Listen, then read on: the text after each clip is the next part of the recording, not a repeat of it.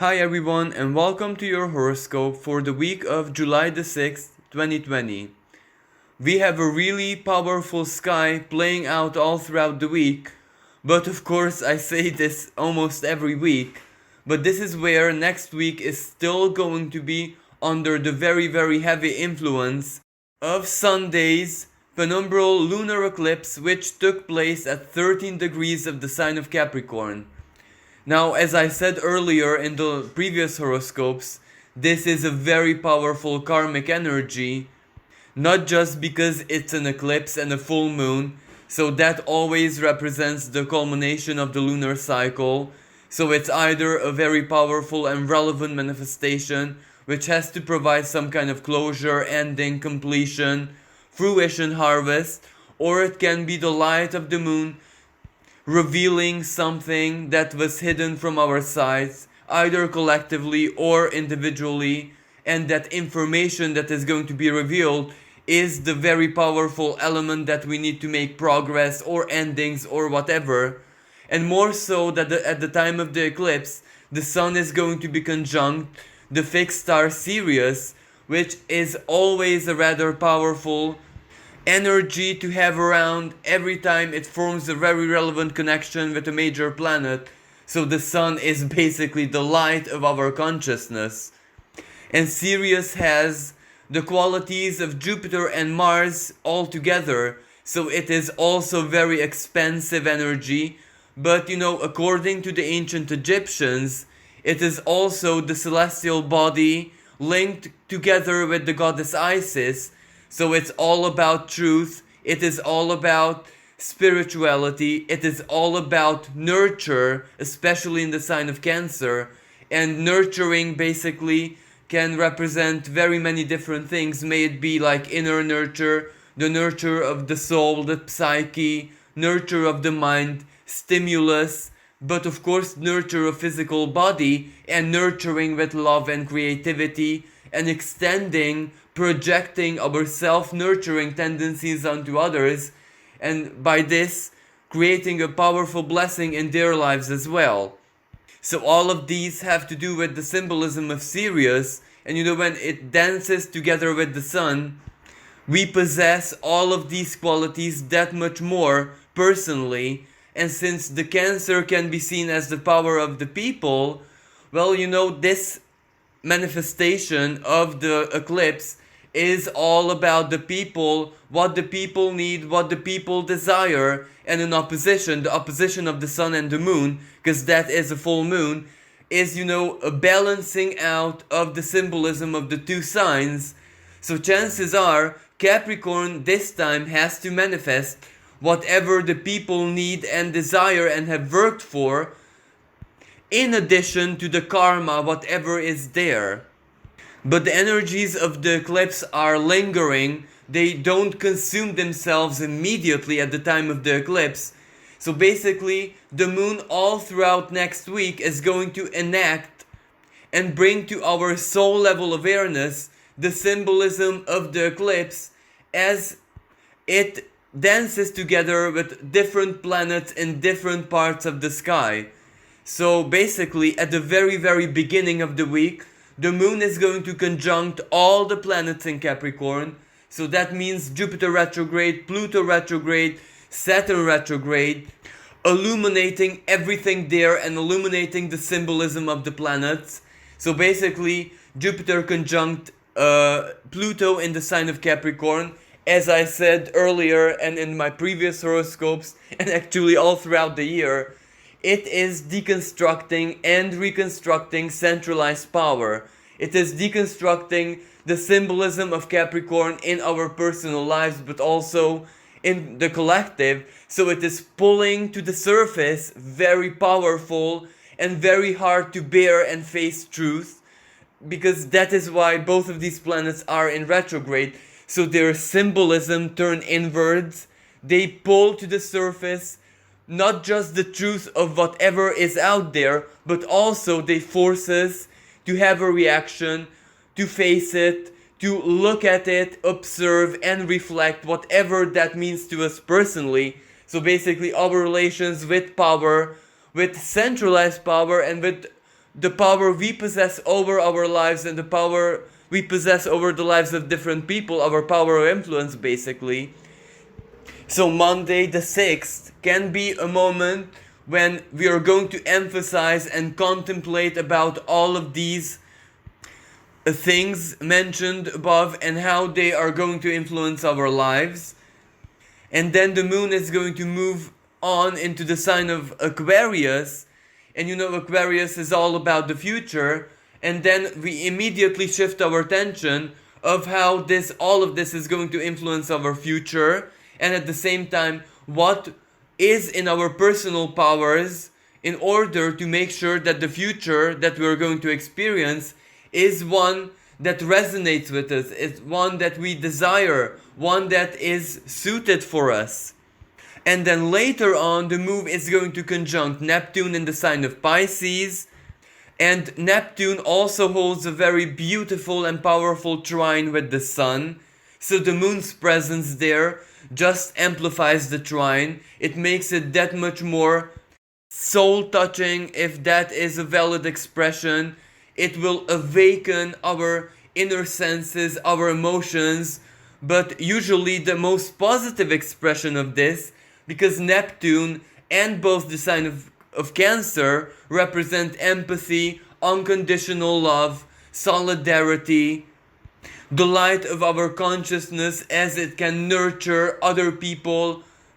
And it will definitely be a moment when our intuition is going to be really, really powerful and rather accurate, because the sun is the light of our consciousness. Whatever our intuition is trying to tell us, we can perceive that much more clearly and we can immediately put it to our greatest good, because the trine is a supremely harmonious celestial conversation. It is a free blessing, and Neptune is the source of magic, faith, inspiration, arts, inner creativity, basically the source within us. So that is a really powerful blessing. But we have different kind of positive aspects in the sky playing out all throughout the week. One of them is at the beginning of the week, Venus is still going to hold a sextile with Mars. So that is really good aspect for communication, to inspire and reach out to other people with the beauty and intellectual creativity of your communication, of your mind.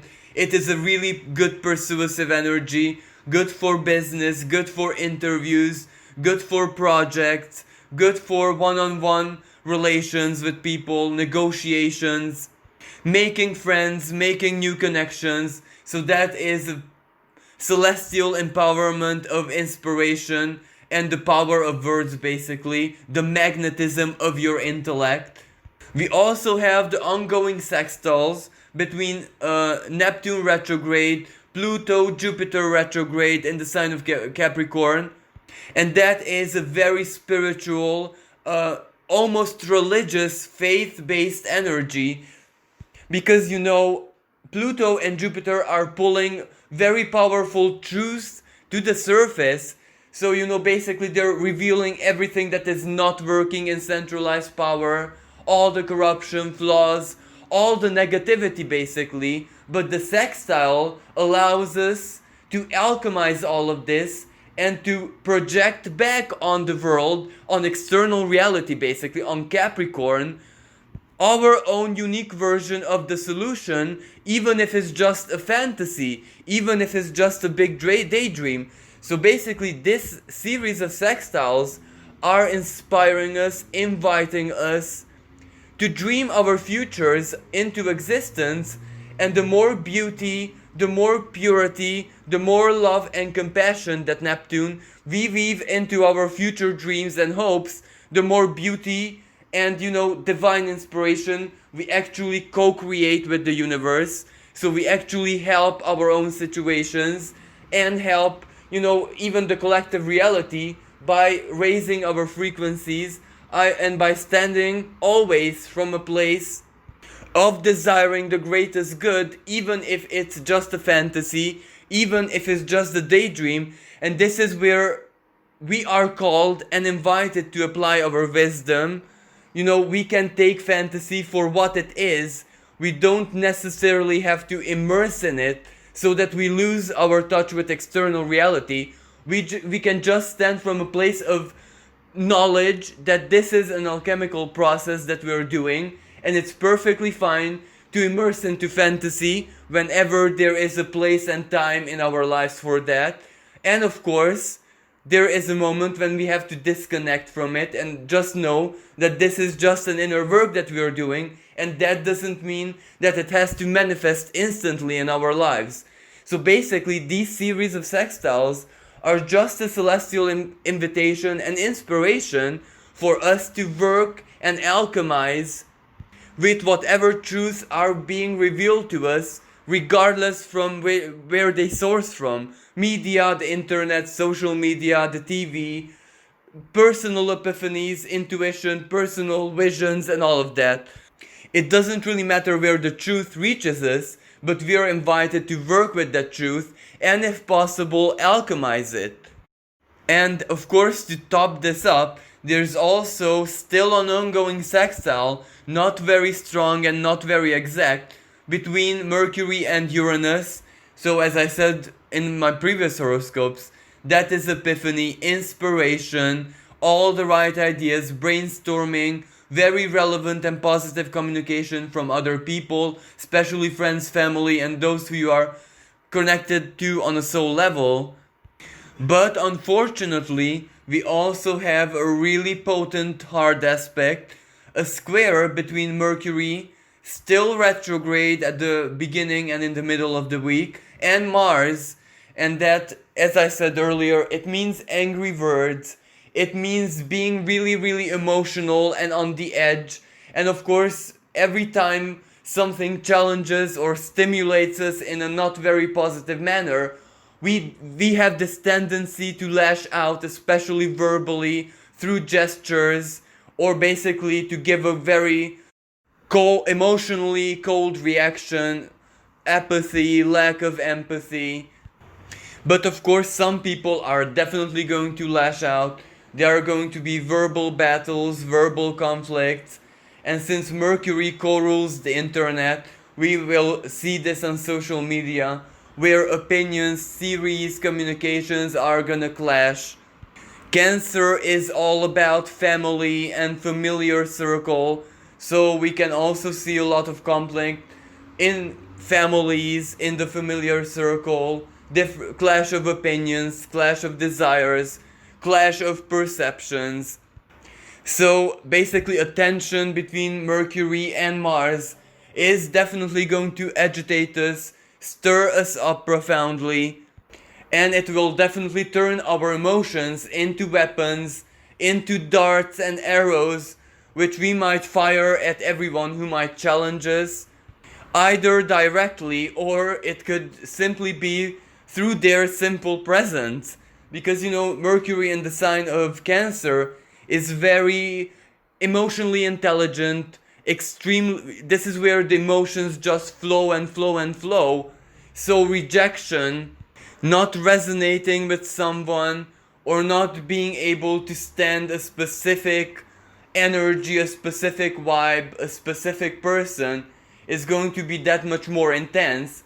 And Mars is the planet of action, so a lot of people are going to take action and express their honest opinions in a very unfiltered way, and this will definitely lead to conflict.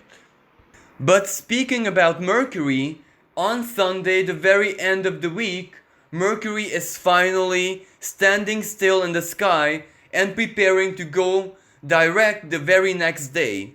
So once more, the symbolism of Mercury is going to be greatly amplified, and this is where we are going to start processing, especially emotionally, Mercury in Cancer, all the major lessons, revelations, personal contemplations, our own conclusions about this overall Mercury retrograde period.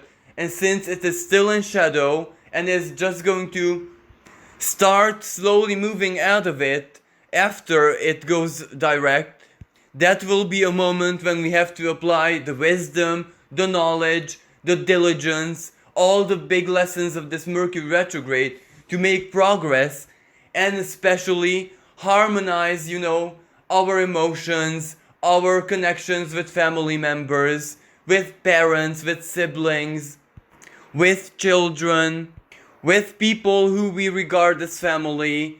Some people are gonna try even harder to find their places in the world, because that is also the symbolism of Cancer, the culture where you belong to, your ancestral heritage, your cultural and even religious and spiritual heritage.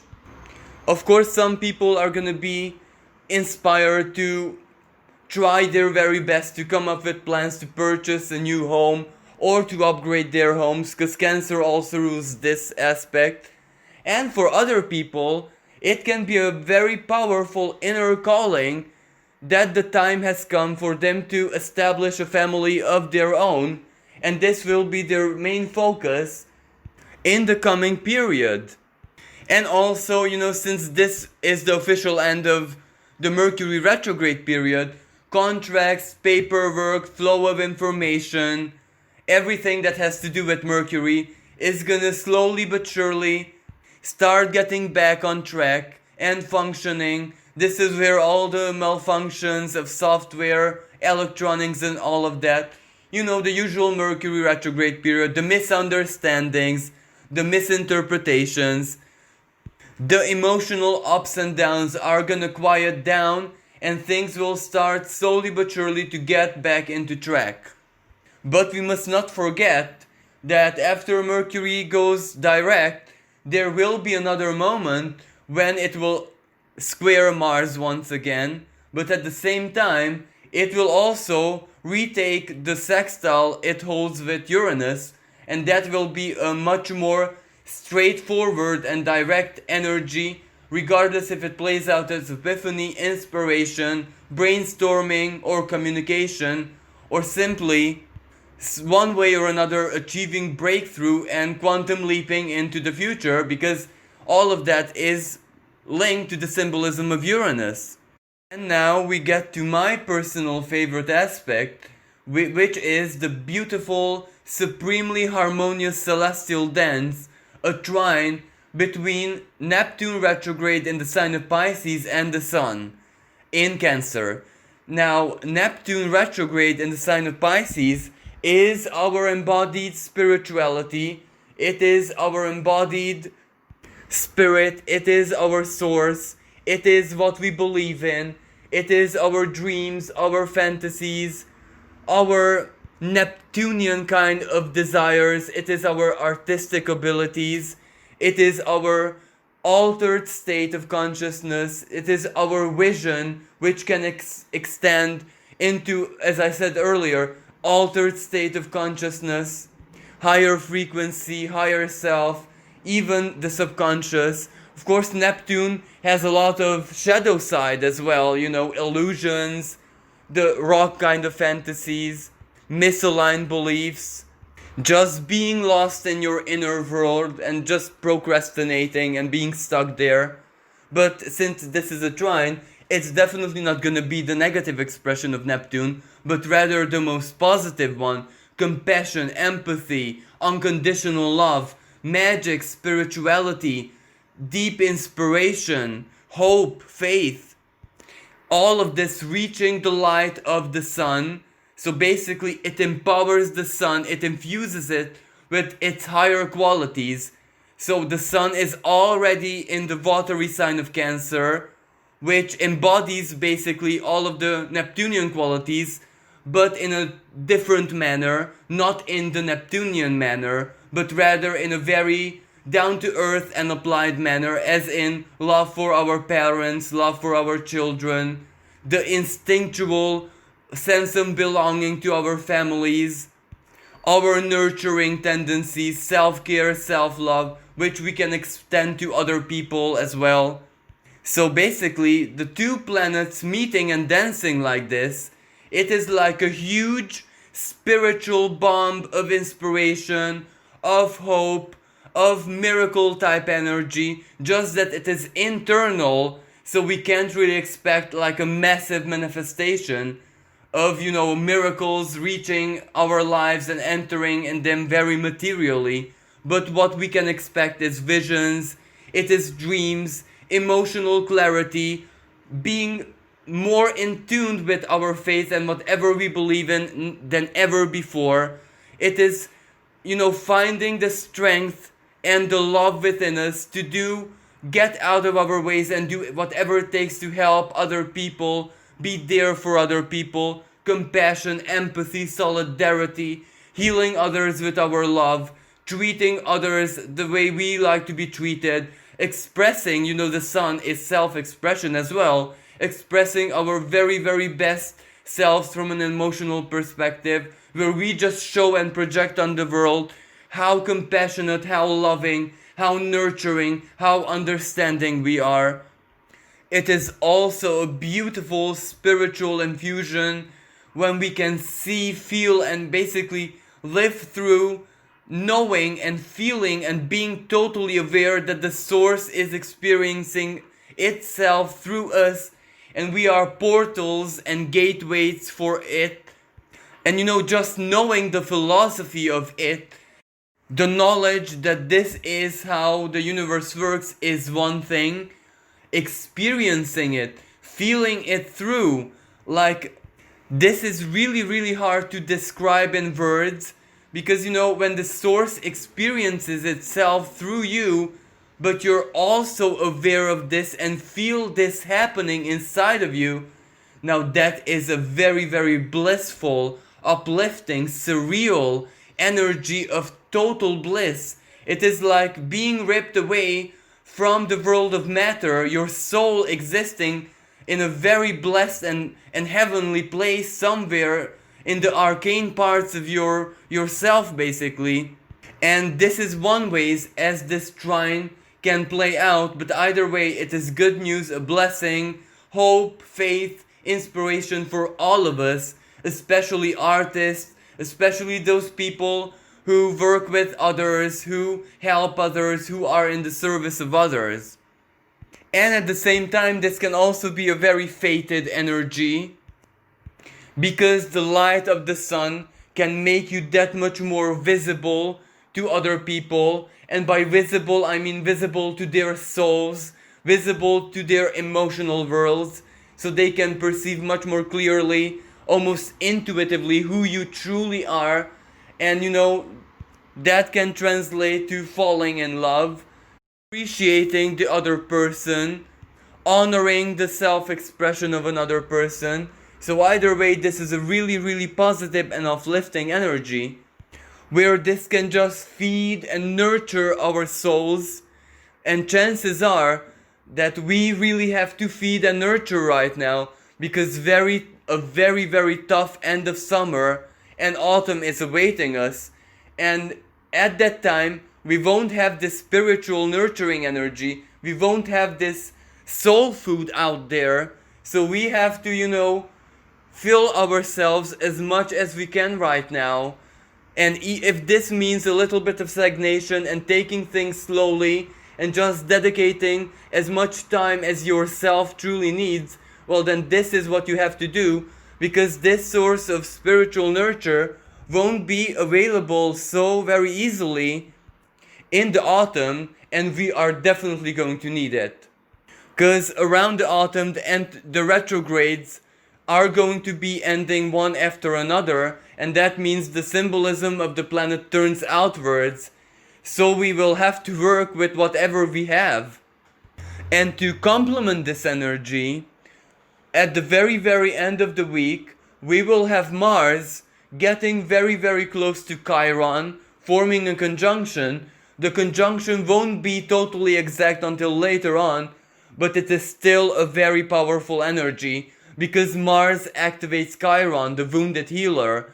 So this is where we might see another moment of our ancestral traumas, our ancestral pains coming to the surface, but this is where we take action and heal it. But since, Mars is still going to form a square with Mercury, it is going to be a tensionate healing. So it won't be, just simply becoming aware of the problem and then bye-bye. No, this will involve a lot of inner work, but because of that beautiful trine in the sky, we will have all the psychological and inner and emotional resources, the motivation that we need to tap into this ancestral healing. And chances are that this is going to manifest much more profoundly collectively than individually. Because humankind has a lot of ancestral wounds and traumas and injustices that it faced. And since Cancer, Mercury in Cancer is all about your culture, your history, the past of your of those people who you belong to, the history of your country. So whatever wounds and traumas this energy is going to pull to the surface will be really not so easy to take a look at, because every culture, every nation has their own perspective and point of view. So this doesn't just involve getting to the root of the problem and becoming aware, but it also involves forgiveness, acceptance, surrender, owning what you have done, owning that for example, what you have done is totally different in the eyes of another culture or nation than in your eyes. So there's a lot of diplomacy, a lot of acceptance, forgiveness, a lot of emotional maturity that is needed for this energy.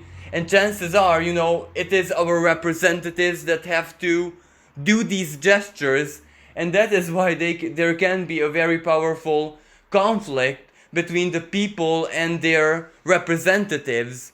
Because if the representatives do not feel what their people feel, well, then we're not getting anywhere. And that is why this is going to be a very important moment when Mars activates Chiron. And since Mars is considered by the ancients the lower malefic, so it can bring some conflict and crisis and turmoil, well, individually, the traumas and the pains and the hurts and whatever that Chiron in Aries means for you, whatever wounds, not only is it going to bring it to the surface, but it is also going to test you and challenge you a little bit of how healed you are, how healed your attitude is, if you're standing from a position of self-victimization or wanting to close this chapter and to heal. So we can see a lot of karmic ups and downs regarding to this ancestral healing.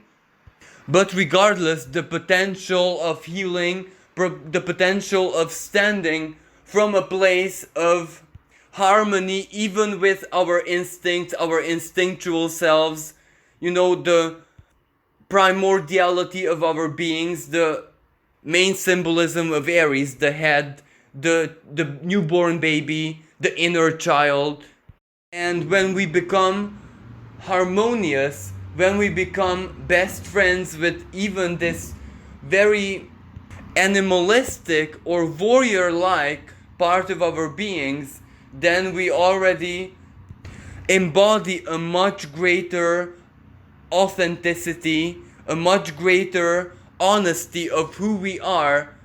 Because many times our education and our education systems don't really do much justice to our primordial selves.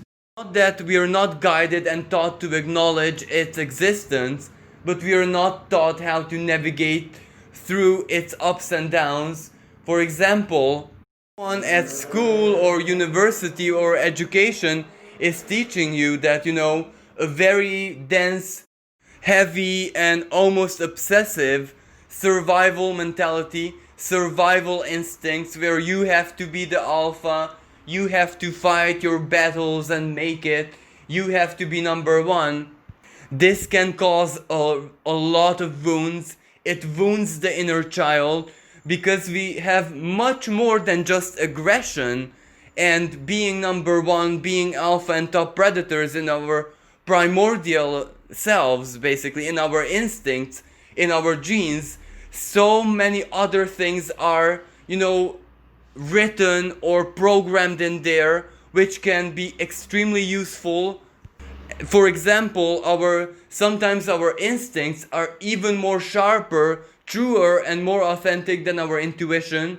When your gut feeling just tells you, no, don't do this, well, you better listen to it. And also, that is where our sixth sense lies. Animals, for example, the cats, dogs, even insects, almost everything has a sixth sense where it knows how to navigate, it knows where to travel, it just knows ever since the moment of its birth what it needs to do to survive, to navigate in nature, how to relation with other species, etc. So all of that is basically wisdom programmed in our genes, and we cannot ignore that. We have to research that, we have to tap into that, we have to become harmonious with it, because what a source of power it is for all of us. And so it's not all about aggression, being number one, being top predator, alpha. It is a source of infinite wisdom of nature inside of us. So that is why that Chiron is teaching us that our instinctual selves are not just primitive, blood and life hungry animals, but they're so much more. Well, thank you so much for listening. Wish everyone a blessed and safe week. Until next time, bye for now.